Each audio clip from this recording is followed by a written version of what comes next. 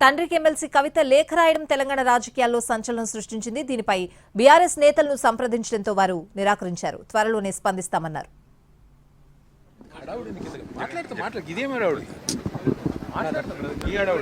లేఖ రాసినట్టుగా దానిపై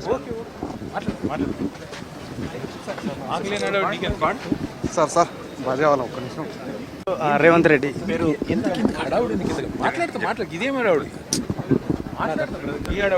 లేఖ రాసినట్టుగా దానిపై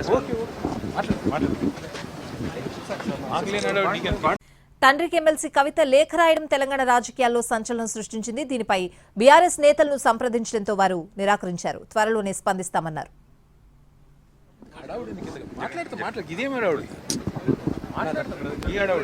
లేఖ రాసినట్టుగా దానిపై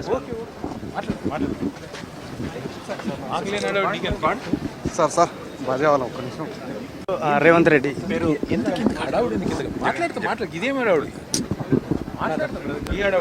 లేఖ రాసినట్టుగా దానిపై